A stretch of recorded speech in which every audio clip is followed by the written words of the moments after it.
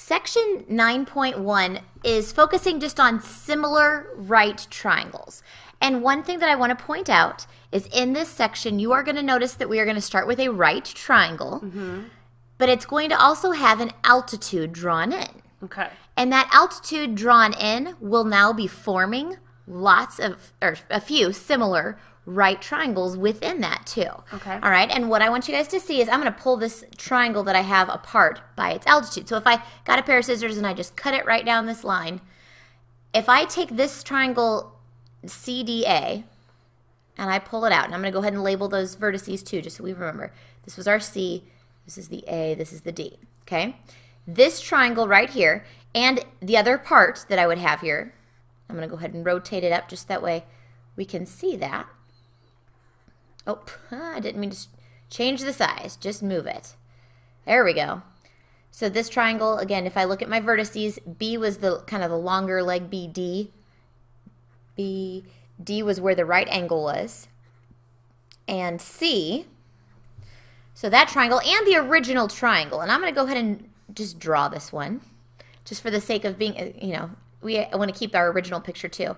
But if I draw in that original right triangle, oh, that was beautiful, wasn't it? Oh, my goodness. We know that C was where that right angle took place. CB was the longer of those two legs, so I'm going to go ahead and call this my B. And CA was the shorter of those two legs, so I'm going to call that A. Okay. What I want you to realize is that if I drew in where those other right angles happen because of the altitude, I would see that these are actually all going to end up being similar triangles. Now, I don't want you to take my word for that. So let's kind of talk about some of these parts that these triangles have in common. Okay. Okay? Like, for example, this angle right down here, I'm going to go ahead and put a tick mark down here at angle A. And at angle B, I'm going to put 2 tick marks. Because they're probably not congruent. They're probably not congruent. We don't know. And if they were, then That's it would okay, be too. what kind of triangle? It would be isosceles. And so it would be a 45, 45, It would 90. be a special right triangle. Yep. So I'm going to go ahead and call this angle A with 1 tick mark. Over here, angle A with 1 tick mark. But I want you to notice that in this little bitty triangle that I originally first pulled out after I cut down the altitude, this also had the exact same angle A in it. So those are similar because of angle-angle similarity. Exactly. Okay. Okay, now I want you to take a look at, we labeled over here B of the large triangle with 2 tick marks. So I'm going to go ahead and label that with 2 tick marks. And I want you to notice that when I cut this altitude and drew this triangle in, it also had that same angle B. So I'm going to call that angle B here with 2 tick marks. So we know that these two triangles are similar because of Angle-angle similarity as well. So now we know that all 3 of these triangles will be similar. Now, if they're all similar, then what do you know about this angle? It's just marked as a C, but it was really angle ACD in my original figure. So that one's going to have 2 tick marks. This would also have to have 2 tick marks in order to correspond with those other angles. So I'm going to mark that in here too, that this had 2 tick marks. And what do you know about this angle C, which was originally my angle BCD? That's going to have 1 tick mark because it's got to correspond with that angle A. Exactly. So I just want you guys to see that when I have, this is a really special case. I have a right triangle with an altitude drawn. From that right angle. From the right angle, yes, to the hypotenuse. Then you're going to notice that you actually have 3 similar triangles that can be pulled out of that. The original, and then the 2 if I cut down the altitude. Okay. Okay. Let's write the similarity statement. I love that idea because we're going to be doing that a lot That's what today. we're going to do, yes. All right, so let's go ahead and write, just help me name this first one. What do we So want that to would call be, it? let's say, triangle ACD. So I'm going to say the next one is similar to triangle CBD, and then is similar to triangle ABC. And so notice again, it's a longer similarity statement because there's 3 similar triangles. And notice the way Ms. Hokeray drew these triangles. She drew them so they really could easily see the corresponding parts. If you look at the original picture, which is what we're going to be giving you, it's not always so obvious to see kind of what matches up. And you could until you label the angles. Right. And I was going to say, you could just label the angles in here. And then as you look at this triangle, say, okay, I'm going to go from 1 tick mark to 2 tick marks to the right angle. 1 tick mark to 2 tick marks to the right angle. And then for the large one, 1 tick marks to 2 tick marks to the right angle. You could do that. But we're going to get in the habit for, at least for now, for drawing each of these out separately to help us to visualize And it. another reason to think back to chapter 8, why separating those triangles out? Well, because we have triangles that are overlapping, and it's easier to see what corresponding sides are happening. Yes. We're going to be using this theorem to find missing segments or sides. So if you look at the actual triangles, you can easily see what side corresponds to what. Whereas the original picture, it's a little bit harder to see. So just kind of keep that in mind. You're not going to be required necessarily to redraw the triangles, but it's definitely a good tool. Yes. All right, so theorem 9.1, I'm just going to read it now that we actually have seen this. I think it helps when you've seen this. It says, if the altitude, it helps if it's not black, if the altitude is drawn to the hypotenuse of a right triangle. And notice that word right was underlined, because if that wasn't originally ACB, a right triangle, This doesn't then apply. it wouldn't work. Then the two triangles formed, meaning from that altitude, are similar to the original triangle and to each other. So all of those triangles are similar. They're all similar. All right. Okay, so what we're going to do is we're going to try some different examples with this, but we're also going to, from this first theorem, guys, that first theorem is kind of the key to the whole day today. We're going to learn some kind of extensions off of that theorem that are kind of specific, okay? So if you can remember the first theorem, the fact that you have a right triangle with an altitude drawn to the hypotenuse, that you end up with 3 similar right triangles, that is key, okay? So one thing to notice is we went ahead and drew out the 3 right triangles that are going to be similar. But what you won't be given, or you won't necessarily be given that, you're going to be given this picture right here, okay? So first thing I notice is it's a right triangle because that right angle there. And I see an altitude drawn to the hypotenuse, all right? So that alone already knows that we have 3 similar right triangles. And if you didn't have that information, you cannot conclude that. So in other words, if I don't have that, just because I have an altitude drawn to a side does not mean they're going to have 3 similar right triangles. This only works because this is a right triangle to begin with. Now, variety of ways you could do this, all right? Again, you don't have to redraw the triangles. I have them drawn already because I think that's an easy way to start seeing things that match up, okay? Yeah. So what I often do is kind of what Ms. Hooker did on the last one is label the angles with tick marks so I know, okay, what's what, all right? So a lot of times, I already have a right angle here. Here's a right angle. Well, that means this is a right angle. And then kind of like in that last picture, she drew this one. Let's say this is the 1 tick mark, so this one was going to be the 2 tick marks. 2 tick marks. Now, every single one of these triangles should have a right angle, a 1 tick mark, and a 2 tick mark because they're similar, all right? So this smaller one on the left already has a 1 and a right angle. So then that must be the 2 tick marks. And then this one has to be the 1 tick the mark. 1 tick mark because it has a right angle and a 2 tick mark. All right. So that's something that I would start with. And then I would go to the triangles and draw. I already have the right angles drawn, the 1 and the 2 tick marks. Doesn't really matter. This is just these a are sketch. not necessarily drawn to scale. Nope. And honestly, guys, you know us. Most of the time they are not actually correctly to scale. All right. So let's label, let's say this one right here is this one right here. So the 1 tick mark is A. What's the right angle? B. Oh, sorry, the right. The I was smaller one. I was looking backwards. D is the right angle, and B is where the 2 tick marks are. And then if I look at this one, this would be That would be my B, and then the right angle's at D, and C has the 2 tick marks.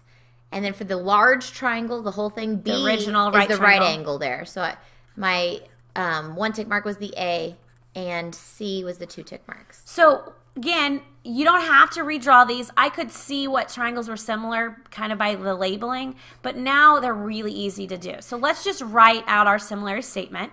So how would you want to name the first one? Let's call it triangle ADB. And we're going to be similar to BDC, which is similar to ABC. Okay, so that's one part of this problem. The second part, which is what you're going to have to do a lot, mainly in this particular section, is finding a length. And when you think about it, we've been finding missing lengths of right triangles by a variety of ways. We could use Pythagorean theorem sometimes. We have special right triangles. But now the fact that these are similar triangles means that we could use proportions to find missing segments, okay? Now this only works because these triangles are similar, all right? So one thing I would do, I'm going to go to these 3 separate triangles because to me it's easier to see them. Okay. So I'm going to go through and label 7.8 centimeters, and I'm just going to put 7.8. Know this, there's units. We'll talk about that in just a minute. And I also see AB's 7.8 here. BC is 12.3. BC. So anytime you see that segment, we're just writing in what it is. And then AC is the whole thing. 14.6. Okay. And they're asking you to find BD. So take a look. BD is in this triangle, but it's also in this smaller triangle. Okay, because it's the altitude, and we know that's what was the side Notice of both of those. BD is the altitude, and it's the side of both of those smaller triangles.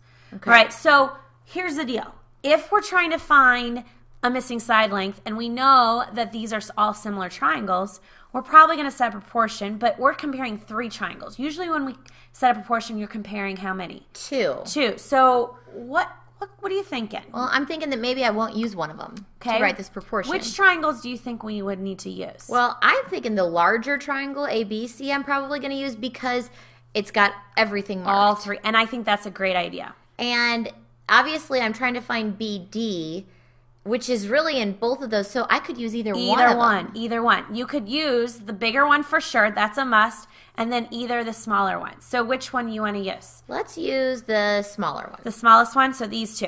Okay, So if I was setting a proportion, let's name the sides that we're comparing first before we set up the measurements. Good idea. Okay, so the BD there is corresponding with the BC. And the other piece that I'm given in that triangle is the AB, which corresponds with AC. So if you notice, BD is your unknown. So I'm going to say BD over BC, which is 12.3. And AB we know as well is 7.8, sorry. And then AC is 14.6. That's a proportion that we can solve, right? Yeah. And again, guys, if you use this one, you're going to find that it's going to be basically the same proportion, all right? Just you're using a different triangle, okay? So it doesn't really matter which one you're using, all right?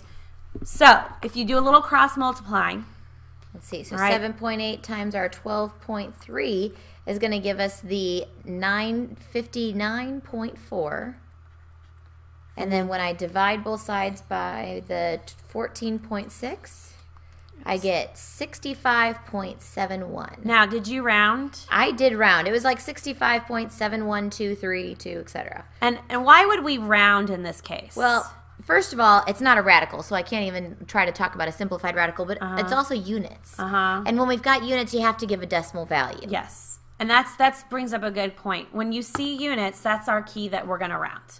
Yeah. Okay? So rounding would be a great answer for this. All right? All right. So, looking at the original picture, what do you notice that we have? What were the keys? Well, we know that it says what is true about the 3 triangles. We know that they're going to be similar. Well, why do you know that? Because we have a right triangle with an altitude drawn to the hypotenuse. Exactly. So those are the 2 things we want to be looking for each time. Okay. So because we know we have those, we do have 3 similar triangles. They are similar. Now, the question, why? Well, because we have a right triangle with the altitude drawn for the hypotenuse. Because that's what the theorem told us, right? If you have a right triangle with the altitude drawn to the hypotenuse, then we know that this is going to form 3 similar triangles. Okay, now it says, give the proportion comparing the legs of the 2 smaller triangles. Now, I went ahead and put some labels over here already, but I want to talk about this just to make sure that we're good again. We could have labeled this right down here with 1 tick mark and this one with 2, which would have meant that this up here would need a 1 tick mark, a right angle, so this would have been a 2. This would have been a 2 tick marks, a right angle, and a 1 tick mark. 1 tick mark. And when we pulled them apart, we said, okay, angle A had the 1 tick mark. So this angle A also has the 1 tick mark. And over here, when I look at this vertex with the C at it has also got the 1 tick mark. So we've just already written it, but we want you guys to realize again where we're getting these from. The C for the smaller one is the piece that I had labeled with the 2 tick marks. So the ACD. ACD, yes. At the for the triangle off to the side, I know that the B has the 2 tick marks marked on it, and for the larger triangle, B has my 2 tick marks. So we've just tried to line it up for you so that way you guys can see it. Now it says give the proportion comparing the legs of the 2 smaller triangles. So just looking at the 2 smaller triangles, we want to write the proportions comparing the legs. Okay, so the legs make up the right angle. And so I'm looking at it, and what if I do AD to DC? So those are the corresponding legs. Okay. Equals DC to BD. All right. So those are our corresponding legs. Now, do you notice anything when we look at that Well, proportion? I noticed DC is in both of those ratios, but they're kind of diagonally from each other. Right. And I remember that being, I remember back in chapter 8, we talked about when basically that happened, that was dealing with, okay, it was in the means position. That was called the geometric mean. Right. This is the geometric mean. Notice they share that DC. That leg was the altitude that we cut.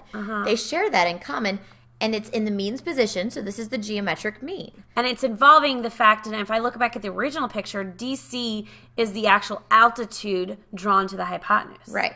Okay. There is a theorem that deals with this. Okay. Okay? We have 2 geometric mean theorems. Okay. This is the first geometric mean theorem. And it is theorem 9.2. The number's not really important, but what it says is that in a right triangle with the altitude drawn from the right angle, so again, we have to have the same scenario here. Uh-huh. All right, then, or to the hypotenuse, I didn't finish that. It divides the hypotenuse into 2 segments such that the following is true.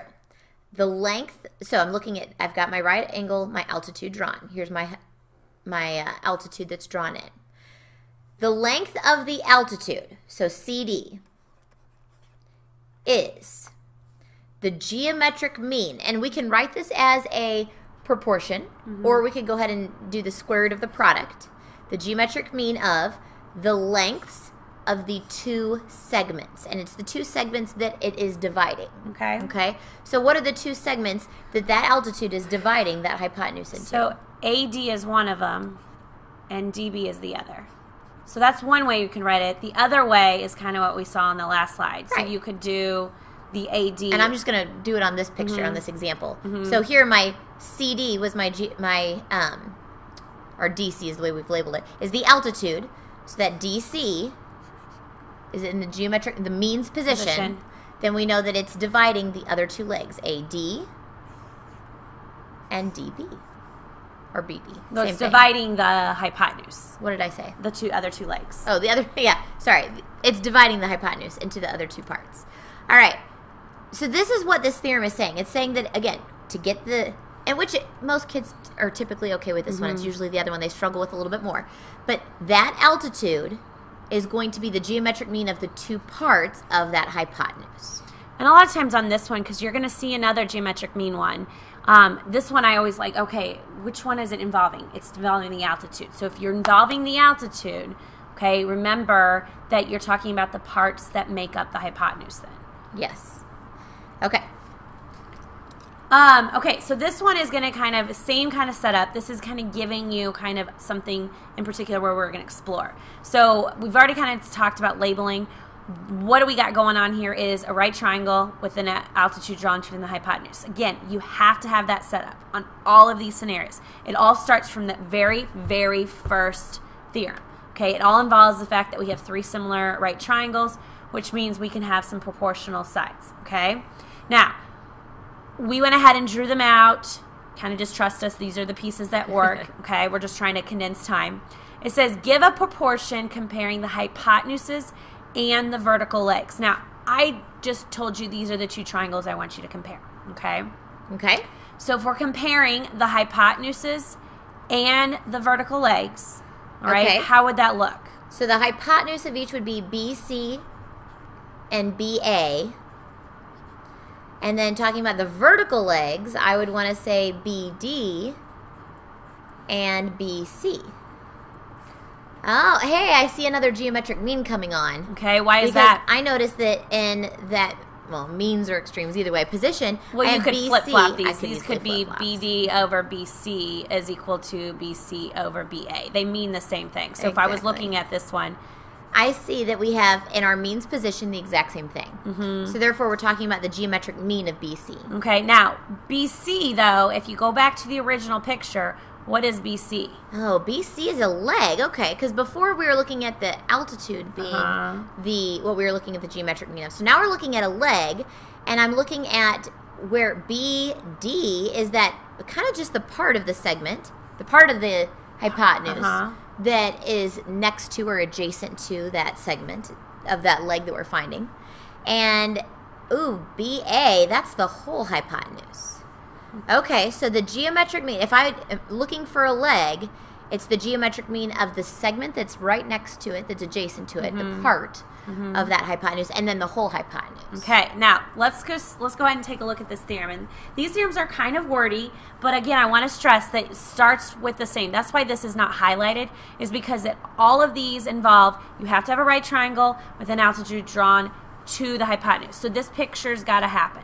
Okay, if this is not a right angle, you cannot use any of these theorems at all. Okay, stressing that. This is the key. It says the length of each leg. Now this one, I want you to notice that they're talking about the length of each leg. How many legs does a right triangle have? It has 2 legs. 2. So we actually can technically talk about this 2 different ways. All right? Okay. So we'll talk about that in just a minute. The length of each leg, so we have AC and CB, both are legs, is the geometric mean of the lengths of what? The hypotenuse. So that would be what? All of AB. All of AB. So this is the whole hypotenuse. There's no other hypotenuse in that original right triangle. And the segment of the hypotenuse that is adjacent to the leg. So the part. So this is when you're talking about the part of the hypotenuse. Right? So let's talk about leg AC. Okay. So if I was talking about leg AC, so this is our leg. Right? If I was saying that's the geometric mean of the hypotenuse and the part of the adjacent, basically, segment that's part of that hypotenuse. Right? So how would that look? Okay, so I could write that CA or AC, however you want to write it, is equal to the square root of the product of AB, which would be the whole hypotenuse, and AD, which is the segment, that part of the hypotenuse that's adjacent to that leg. So this is the adjacent segment for that particular leg. Okay? Right. And now, again, we could write it as the proportion and say, let's put AC in our means places, and then just say the other ones would be our AB and our AD. and guys, I noticed this even from last chapter. I had several students set up geometric mean this way. I had students set up this way. They're going to mean the same thing. Exactly. Okay? It just really depends. Are you more comfortable with just setting up the proportion, or are you good with that? It's essentially going to be the same amount of work. Okay? Right. What if I have the other leg? So let's say leg BC. Okay, so for Okay, leg so this BC, is the leg this time. we would say that BC is equal to the square root of the product of, again, AB, the whole hypotenuse. But now we're going to talk about BD, the segment that is adjacent to So this is the adjacent segment. that leg, the part of the hypotenuse. Okay, or the other way we could write that is put in the means position our BC, and then we could say AB, and again BD, that's part of the segment that's adjacent to it. Okay, so just quickly recap. I want you to just again realize that all 3 of these theorems all come from the same kind of picture. You have, what are you given? You're given a right triangle with the altitude drawn. To the Hypotenuse. Now, the 2 that we just explored, the 2 one involving the geometric mean, these are not something you have to necessarily remember. You can always use similar right triangles, because that's where these essentially come from. These came from, like this one, came from the fact that we just talked about 2 triangles. Yeah. Okay? Now, so just stressing that. On that also, same note, it's very helpful if you know these geometric mean theorems because they save a lot of time. And I was about to say that, yes. So if you're dealing with a leg or the altitude, all right, either finding it or you are given it to find something else, be thinking about the geometric mean. Okay, so this one's dealing with the geometric mean of a leg. right? The one with the altitude, if I was dealing with this, then it would be dealing with the altitude, okay? So let's put some of these ideas to use. All right. Notice here it says find x, and then we're going to leave our answer in radical form because we are super uber comfortable with simplifying radicals now. Yes. Okay. I want you to look at what pieces we have right now. Okay. What is the x? Well, I first of all notice that triangle, the original triangle, is a right triangle.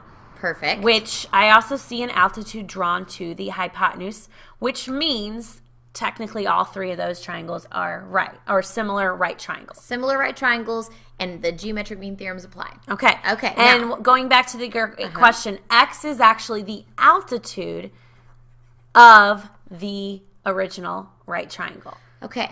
So we could use a geometric mean. Use the geometric mean. Now, if you forget, again, you could set up all of your similar triangles and write some pieces in that you know and see if you can write a proportion to help you solve, because that will work too.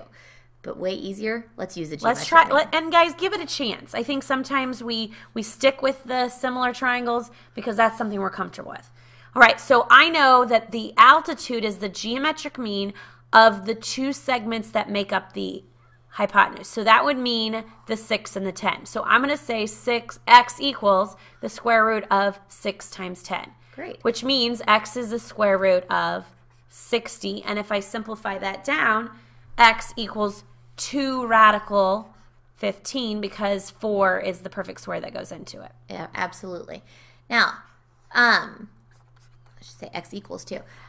One thing that I want to point out, when you've got the altitude drawn, the geometric mean that you're taking, it's the geometric mean of the parts that are adjacent. But notice here we've got 2 adjacent segments. All right, the 6 is adjacent to that segment, and the 10 is adjacent to that segment. Exactly. Where if I was looking at a leg, and I want to talk about two, oh, I didn't want to do that. Okay. Let me just get a different color. If I'm talking about a leg, what 2 sections are adjacent to that segment that go along the hypotenuse? Because it always has to go along the hypotenuse. I like that you stressed that. The 10 and then the whole 16. Yeah.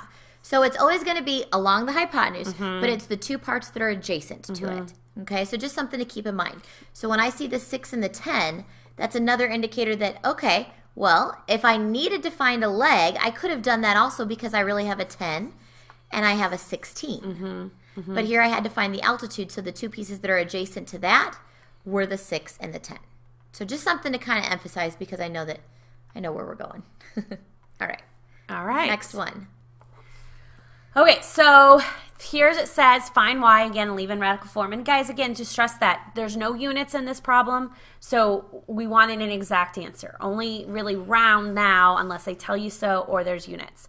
Okay, now what are you noticing first of all about this picture? What are you seeing? I see that we have a right triangle with the altitude drawn. And that means that we have similar triangles, but it also means that I can use the geometric mean theorems. And why would you be able to use it in this case? Well, here, y is a leg. And it's a leg of the original right triangle. Remember, it's always talking about that original right triangle. Right. And I noticed that I need the 2 segments that would be adjacent to that leg along the hypotenuse. Okay. So I'm looking at 5 is the part. So this is your part of the hypotenuse. And the whole hypotenuse there would be the 13 if I would add those together. So if I set this up, why don't we try to set it up as a proportion since we didn't do that on the last one? Just to for people that need to see it that way. Yes. So we're going to put y in the means positions. And I know that the 2 segments are going to be, we said the whole hypotenuse was the 13, and then the part was the 5. So, and again, guys, just solving it, you cross multiply. So it would be x squared equals, is 65? And then when you take the square root, you get 65's it's not a perfect square, and there's no perfect square factors. That's just already simplified. And the way you can also tell, guys, is notice you're taking 13 times 5. 13 and 5 are both prime numbers, and which basically means that there is no perfect square in either one of those. Okay, and when you multiply, and they're not the same number, so you're not going to have a perfect square there. Okay, so again, I want to stress, guys, the geometric mean idea is so much quicker than redrawing all those similar triangles. But if you forget about it, you can always do that. It's just, I will tell you, when you take this test later on in a couple weeks, if you take a long time on one of these questions, it might cut into how long you need on the test. Yeah, we really want you to know your theorems and know how to apply these things. Even if it is a quick way. All right, we have one more example. All right. Now, let's just start off. What kind of a picture are we given here, Mrs. Palermo? I see a right triangle with an altitude drawn to the hypotenuse. That just kind of seems important today, doesn't it? We keep emphasizing that for a reason, because sometimes you're not given a right triangle, but you do have altitudes drawn, and it doesn't mean the same things. All right, so first of all, what piece is H in this problem? H is actually the hypotenuse of the original triangle. Now, I don't remember any of these theorems just saying the hypotenuse equals something, but it's okay to have an unknown in any part of that formula, any part of that equation. So what other things do we have?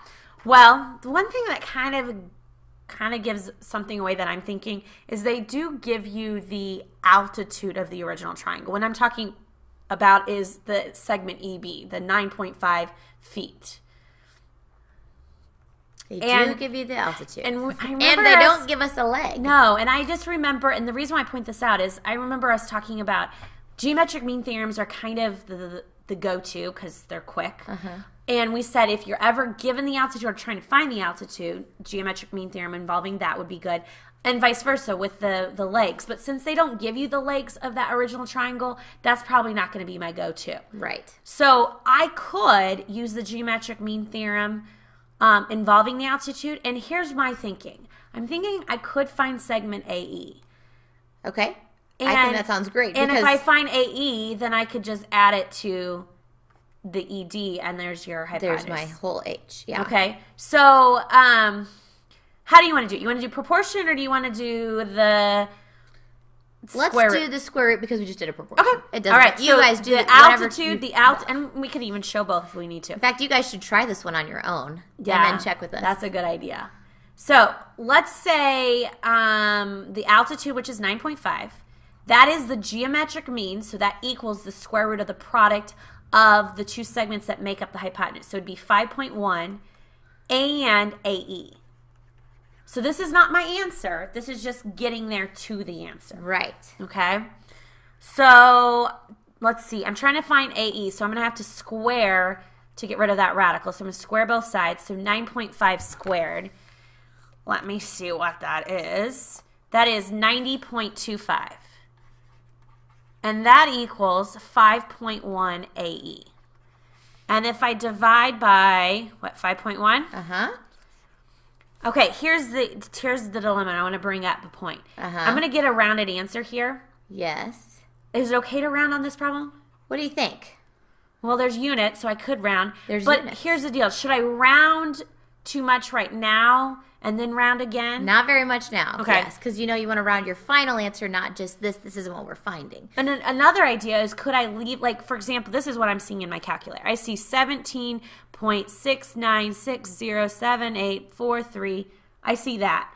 So could I tell you what, let's write down 17.696? And it continues. Okay. But here's the thing. If we leave that in our calculator, leave the big long decimal and just hit plus. Plus, and what am I wanting to 5.1. add to it? 5.1, because I want to get the whole hypotenuse. So I'm adding 5.1 to that.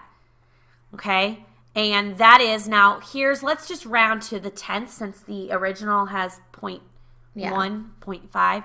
Let's do 22.8 feet. Love it. Okay. And that's exactly what we want you guys to get in the habit of doing, is do not round until your very final answer. Yes. Would you have gotten the same thing if I had just left this as 0.7? Well, here you would have. But will that always happen? No, it's not always that beautiful. So definitely just wait till the very end to round your answers, and then that'll be our general rule of thumb. Okay.